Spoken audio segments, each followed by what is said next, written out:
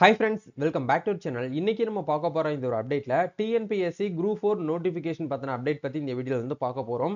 அதாவது TNPSC group 4னா என்ன? அது வந்து யாருக்கெல்லாம் வந்து சூட்டபிளா இருக்கும்? ஏஜ் லிமிட் என்ன? ஏஜ் ரிலாக்சேஷன் வந்து என்ன?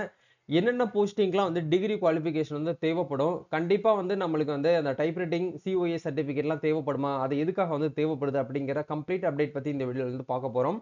வீடியோ வந்து ஸ்கிப் பண்ணாம ஃபுல்லா பாருங்க. வீடியோக்குள்ள போறதுக்கு முன்னாடி இப்பதான் நம்ம சேனலை நீங்க ஃபர்ஸ்ட் டைம் பாக்குறீங்க அப்படின்னா இந்த வீடியோவுக்கு கீழே இருக்கக்கூடிய ரெட் கலர் சப்ஸ்கிரைப் பட்டனையும் பக்கத்துல இருக்கக்கூடிய அந்த பெல் பட்டனை கிளிக் பண்ணி ஆளுங்கிறத எனபிள் பண்ணி வச்சுக்கோங்க. நம்ம சேனல்ல இருந்து போஸ்ட் பண்ணக்கூடிய ஒவ்வொரு லேட்டஸ்ட் அப்டேட்ஸும் ஈஸியா நீங்க மிஸ் பண்ணாம பார்த்து தெரிஞ்சுக்க முடியும். சரி வாங்க இப்ப நம்ம டைரக்டா வீடியோக்குள்ள போகலாம். ஓகே, இன்னைக்கு நம்ம பார்க்க போற இந்த ஒரு அப்டேட்ல டிஎன்பிஎஸ்சி குரூப் 4 பத்தின அப்டேட் பத்தி இந்த வீடியோல இருந்து பார்க்கலாம். ஆக்சுவலா வந்து டிஎன்பிசி தரப்புல இருந்து ஆனுவல் பிளானர்ல இருந்து என்ன சொல்லியிருந்தாங்க அப்படின்னா டிஎன்பிசி குரூப் 4 நோட்டிபிகேஷன் 2025க்கு ஏப்ரல் மாசம் 25ஆம் தேதி நோட்டிபிகேஷன் டேட் நாங்க வந்து ரிலீஸ் பண்ணுவோம் அப்படிங்கறத வந்து சொல்லியிருக்காங்க. இது வந்து ஒரு டென்டேட்டிவான அப்டேட் தான், சரிங்களா? இதே டேட்ல வந்துச்சு அப்படின்னா பெட்டர், ஹாப்பியா தான் இருக்கும். பட் டிஎன்பிசி குரூப் 1 அவங்க சொன்ன டேட்ல நமக்கு என்ன பண்ணிட்டாங்கன்னா நோட்டிபிகேஷன் வந்து ரிலீஸ் பண்ணிட்டாங்க. பட் 25ல நோட்டிபிகேஷன் வருமான்னு சொல்லிட்டு நிறைய பேர் வந்து காத்துட்டு இருக்கக்கூடிய தருணத்துல வந்துச்சு அப்படின்னா பெட்டரா இருக்கும். அதிகாரப்பூர்வமா இன்னமும் வந்து பாத்தீங்க அப்படின்னா கன்ஃபார்ம் ஆகல டேட் வந்து தள்ளி போறதுக்கு. ஏன்னா நிறைய பேர் வந்து அப்படிதான் வந்து ரூமர்ஸ் வந்து கிளப்பிட்டு இருக்காங்க, சரிங்களா? அதை நீங்க வந்து நம்ப வேண்டாம். நீங்க ப்ரிப்பேர் பண்றவங்க வந்து பாத்தீங்கன்னா நீங்க வந்து வழக்கம் போல உங்களோட ப்ரிப்பரேஷனை மட்டும் நீங்க என்னைக்குமே வந்து கைவிட்டுறாதீங்க. நீங்க ரெகுலரா வந்து பாத்தீங்கன்னா ஸ்டடி பண்ணிக்கிட்டே இருங்க. எக்ஸாம் எந்த டேட்ல வேணாலும் வந்துட்டு போகுது. ஒரு 6 மாசத்துக்கு அப்புறமே வந்துட்டு போகுதே. நம்மளுடைய கடமை நம்ம எப்பயுமே வந்து பாத்தீங்கன்னா ப்ரிப்பேர் பண்றதை மட்டும் நம்ம என்னைக்குமே வந்து ஸ்டாப் பண்ணிடவே கூடாது. முடிஞ்ச வரைக்கும் நீங்க வந்து கண்டினியூஸா வந்து பாத்தீங்கன்னா ஸ்டடி பிளான் வந்து போட்டு ஸ்டார்ட் பண்ணிக்கிட்டே இருங்க, சரிங்களா? ஓகே, அப்போ நம்மளுக்கான டேட் அப்படிங்கிறது வந்து இந்த டேட்ல வந்து ரிலீஸ் பண்றதா வந்து சொல்லியிருக்காங்க. பண்ணிட்டாங்கன்னா பெட்டரா இருக்கும், சரிங்களா? ஒன்ஸ் வந்து நோட்டிபிகேஷன் வந்ததுக்கு அப்புறம் நம்மளுக்கு என்ன பண்ண சொல்லுவாங்கன்னா ஆன்லைன்ல அப்ளிகேஷன் வந்து பண்ண சொல்லுவாங்க. அது அப்ளிகேஷன் பண்ண சொல்லும்போது நம்ம ஆன்லைன்ல இருந்து என்ன பண்ற மாதிரி இருக்கணும், அப்ளை பண்ற மாதிரி இருக்கும். இப்போ ஃபர்ஸ்ட் ஆஃப் ஆல்ஸ் வந்து பாத்தீங்கன்னா எந்தெந்த போஸ்டிங்லாம் வந்து நம்மளுக்கு டிகிரி குவாலிஃபிகேஷன் அப்படிங்கிறது தேவைப்படும் அப்படின்னு சொல்லிட்டு நிறைய பேருக்கு வந்து ஒரு டவுட்டா இருக்குது, சரிங்களா? அதுல ஃபர்ஸ்ட் நம்ம ஏற்கனவே இதை பத்தி நம்ம அப்டேட் கொடுத்திருந்தோம். பட் இருந்தாலும் நிறைய பேர் வந்து டவுட்ஸ் வந்து கேட்டுட்டு இருக்கிறீங்க. ஆக்சுவலா வந்து டிஎன்பிசி குரூப் 4னாலே வந்து 10th படிச்சிருந்தா போதும், விவோ ஆயிரலாம். 10th படிச்சிருந்தா போதும், நம்ம வந்து ஜூனியர் அசிஸ்டன்ட் ஆயிரலாம், பில் கலெக்டர் ஆயிரலாம் அப்படின்னு சொல்லிட்டு நிறைய பேர் வந்து சொல்லி நீங்க கேள்விப்பட்டிருப்பீங்க. அது எல்லாமே ஓகே தான், சரிங்களா? இருந்தாலும் ஒரு சில போஸ்டிங்க்கு இதுல நீங்க ஸ்கிரீன்ல பார்த்துட்டு இருக்கக்கூடிய இந்த 8 போஸ்டிங்க்குமே கண்டிப்பா நீங்க என்ன பண்ணிருக்கணும் அப்படின்னா டிகிரி குவாலிஃபிகேஷன் அப்படிங்கிறது உங்களுக்கு வந்து தேவைப்படும், சரிங்களா? அது என்னென்ன அப்படிங்கிற பார்க்கும்போது junior typist come junior assistant come typist இதுக்கு கண்டிப்பா டிகிரி தேவைப்படும். ஜூனியர் அசிஸ்டன்ட்ல வந்து அட்மின் ஸ்டாஃப்க்கு வந்து கண்டிப்பா உங்களுக்கு டிகிரி தேவைப்படும். அதே மாதிரி personal clerk MD GM steno typist 3ல வந்து கண்டிப்பா டிகிரி குவாலிஃபிகேஷன் தேவைப்படும். பர்சனல் கிளர்க் டு சேர்மனுக்கு வந்து கண்டிப்பா ஸ்டெனோ டைபிஸ்ட் 2ல வந்து டிகிரி குவாலிஃபிகேஷன் தேவைப்படும். ஜூனியர் எக்ஸிகியூட்டிவ் டைபிஸ்டுக்கு வந்து பாத்தீங்கன்னா கண்டிப்பா டிகிரி வந்து தேவைப்படும். அதே மாதிரி மில்க் ரெக்கார்டர் கிரேட் 3, சரிங்களா? இதுக்கு கண்டிப்பா இந்த ஆவின் பால் இருக்கு இல்லையா, அந்த டிபார்ட்மெண்ட்லாம் கண்டிப்பா மில்க் ரெக்கார்டர் கிரேட் 3க்கு வந்து கண்டிப்பா நம்மளுக்கு என்ன தேவைப்படும்னா டிகிரி குவாலிஃபிகேஷன் வந்து மஸ்டா வந்து கேட்பாங்க. பர்சனல் அசிஸ்டன்ட் இதுக்குமே கண்டிப்பா நம்மளுக்கு டிகிரி வந்து தேவைப்படும். அதே மாதிரி ஃபைனலா வந்து அசஸர் அப்படிங்கிற இந்த ரோலுக்குமே நம்மளுக்கு டிகிரிஸ் அப்படிங்கிறது வேணும். ஏதாச்சும் ஒரு டிகிரிஸ் நீங்க வந்து அதை கரஸ்ல படிச்சிருந்தாலும் ஓகே, இல்ல வந்து ரெகுலர் மோட்ல படிச்சிருந்தாலும் ஓகே, இல்ல ஓப்பன்ல படிச்சிருந்தாலும் ஓகே. அது உங்களுடைய ஒப்பீனியன் தான், உங்களுடைய விருப்பம் தான். ஆனா நீங்க டிகிரிஸ் வந்து கிளியர் பண்ணியிருந்தீங்கன்னா இந்த போஸ்டிங்க்கும் உங்களுக்கு வந்து என்ன ஆகும் அப்படின்னா கவுன்சிலிங்ல சீட் கிடைக்கிறதுக்கான பாசிபிலிட்டிஸ் வந்து இருக்கு, சரிங்களா? அதனால முடிஞ்ச வரைக்கும் அப்ளை பண்ணும்போது 10th குவாலிஃபிகேஷனை மட்டும் வச்சு நீங்க அப்ளை பண்ணாதீங்க. ஏன்னா இப்போ குரூப் 4க்கு அப்ளை பண்றவங்க 10th படிச்சவங்க மட்டும் தான் அப்ளை பண்றாங்களான்னு கேட்டீங்கன்னா கிடையாது. லட்சக்கணக்கான பேர் வந்து இந்த எக்ஸாம் வந்து எழுதுறாங்க. அதுல முக்காவாசி பேர் வந்து பாத்தீங்க அப்படின்னா மெஜாரிட்டி வந்து டிகிரி படிச்சவங்க தான் அதிகமா வந்து இந்த இடத்துல வந்து ரைட் பண்ணுவாங்க, சரிங்களா? அப்படிங்கிறதுனால ஒரு சில பேர் வந்து ப்ரீவியஸ் இயர்லாம் நிறைய பேர் என்கிட்ட வந்து கேட்டிருந்தாங்க, ப்ரோ நாங்க 10th குவாலிஃபிகேஷனே மட்டும் வந்து அப்ளை பண்ணி விட்டோம், அதனால எதுவும் ப்ராப்ளம் வருமான்னு கேட்டீங்கன்னா ப்ராப்ளம் எதுவும் வராது. மேபி உங்களுக்கு இந்த மாதிரி கிடைக்கக்கூடிய போஸ்டிங் வந்து கிடைக்காம போறதுக்கு சான்சஸ் வந்து இருக்கு. நீங்க நல்ல ஒரு மார்க் நல்ல ஒரு ஸ்கோர் எடுத்து இந்த இடத்துல வந்து இந்த மாதிரியான போஸ்டிங்லாம் வெயிட்டேஜ் அதிகம், சேலரி ரொம்ப ஹையான சேலரி, இன்சென்டிவ் இன்க்ரிமெண்ட்லாம் நமக்கு வந்து அதிகமாக வந்து கிடைக்கும், சரிங்களா? ஓகேங்களா? ஓகே, இப்போ இதை பேசிக்கா நீங்க காமனா தெரிஞ்சுக்கணும். அது தவிர அடிஷனலா நம்ம வந்து பேசிக்கா நம்ம பார்க்க வேண்டிய விஷயங்கள், இது வந்து புதுசா இந்த வருஷம் என்ரோல்மெண்ட் ஆகுறீங்க குரூப் 4க்கு அப்படின்னா இதை பத்தி நீங்க ஸ்கீம் ஆஃப் எக்ஸாமினேஷன் அப்படிங்கறத நீங்க வந்து தெரிஞ்சுக்கணும். ஆக்சுவலா வந்து பாத்தீங்கன்னா பார்ட் ஏ, இப்போ வந்து ஒரு எக்ஸாம் வந்து இருக்கு அப்படின்னா அந்த எக்ஸாமுக்கு வந்து இத்தனை வெயிட்டேஜ் அப்படின்னு சொல்லிட்டு நம்மளுக்கு வந்து மார்க்ஸ் அப்படிங்கிறது வந்து இருக்கும். அதுல வந்து டைம் லைன் அப்படிங்கிறது ரொம்ப ரொம்ப முக்கியம், டூரிஷன், சரிங்களா? அதுல வழக்கம் போல டிஎன்பிஎஸ்சி எந்த எக்ஸாம் அவங்க வந்து நடத்தினாலும் அதுக்கு வந்து தமிழ் எலிஜிபிலிட்டி டெஸ்ட் அப்படிங்கிறது வந்து இருக்கும்.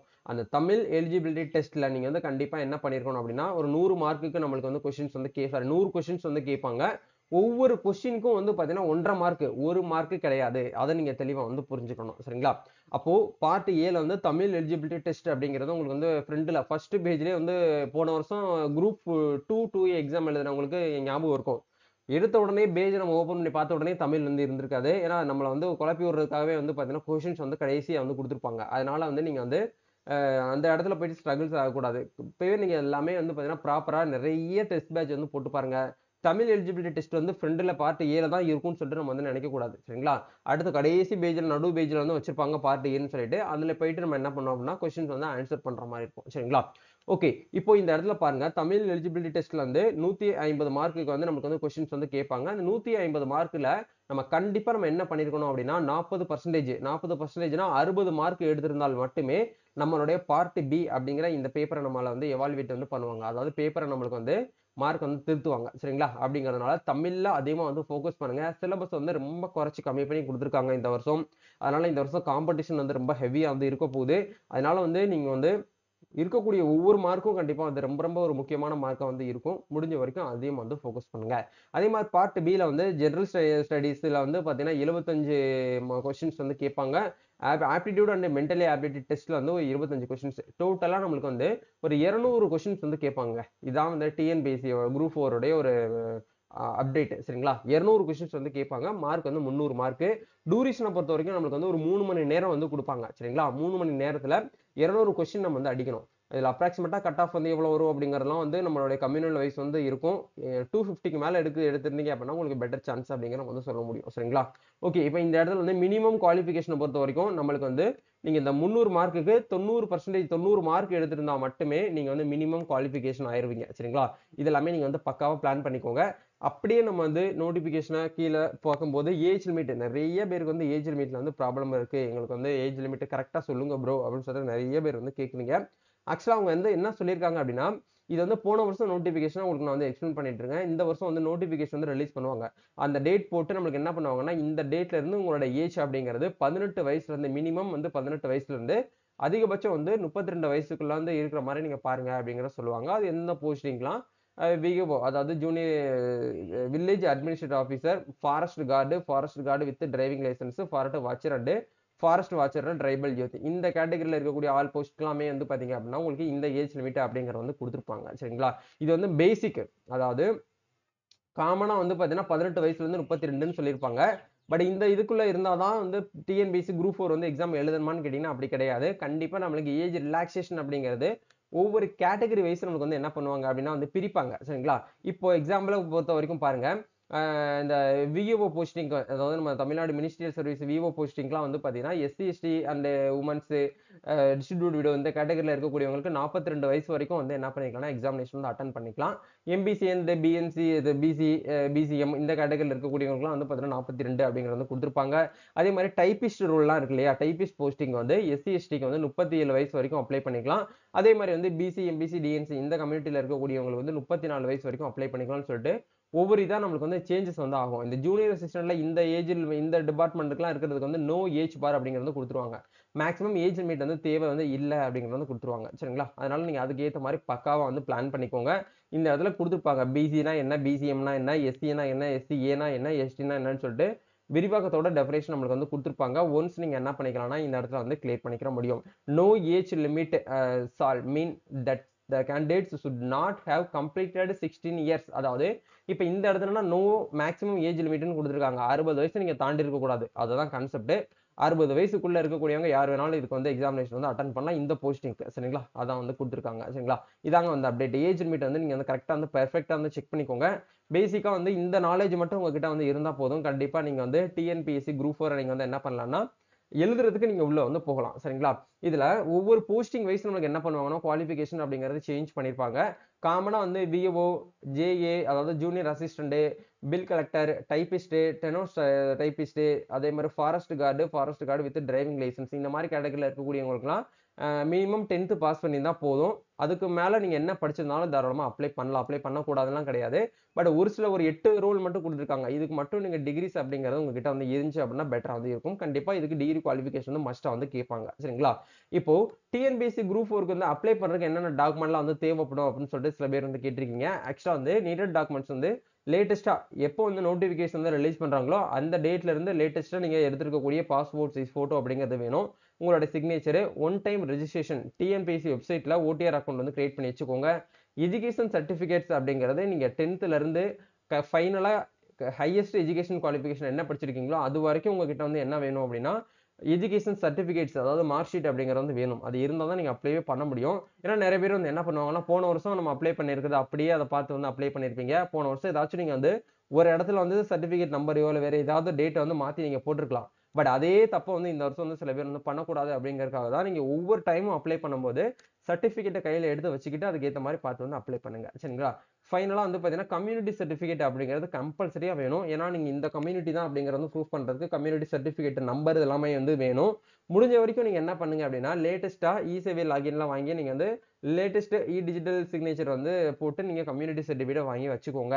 இதில் இருக்கக்கூடிய ஒரு முக்கியமான ஒரு பாயிண்ட் நீங்கள் நோட் பண்ண வேண்டிய விஷயம் என்ன அப்படின்னா, மேரேஜ் ஆன உமன்ஸ் வந்து நிறைய பேர் டிஎன்பிஎஸ்சி எக்ஸாம் வந்து எழுதுவாங்க. அதில் மேரேஜ் ஆன உமன் வந்து அவங்க ஹஸ்பண்ட் நேம் போட்டு கம்யூனிட்டி சர்டிஃபிகேட்டை லேட்டஸ்ட்டாக வாங்கியிருப்பாங்க. அப்படி வாங்கி நீங்கள் டிஎன்பிஎஸ்சி கவுன்சிலிங்க்கு போகும்போது கொடுத்தீங்கன்னா அது வந்து செல்லாது.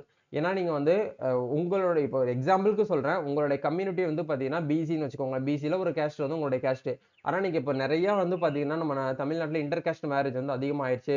வேறு ஏதாவது கம்யூனிட்டி விட்டு கம்யூனிட்டியோ இல்லை வந்து கேஸ்ட் விட்டு கேஸ்ட்டோ சேஞ்ச் ஆகி மேரேஜ் பண்ணக்கூடிய தருணத்தெல்லாம் இப்போ வந்து காமனாக வந்து இருக்க தான் செய்கிறோம் நம்ம இந்த உலகத்தில். அப்படிங்கிற பட்சத்தில் மேரேஜ் ஆன உமன்ஸ் வந்து என்ன பண்ணுவாங்கன்னா, அவங்க மேரேஜ் ஆனதுக்கு அப்புறம் அவங்க ஹஸ்பண்டோடைய நேம் போட்டு அவங்களுடைய கம்யூனிட்டிக்கு வந்து சேஞ்ச் பண்ணி ஒரு கம்யூனிட்டி சர்டிஃபிகேட் அப்ளை பண்ணி வாங்குவாங்க. அதை வச்சு நம்ம வந்து கவர்மெண்ட் எக்ஸாமுக்கு போக முடியுமான்னு கேட்டீங்கன்னா நீங்க போக முடியாது.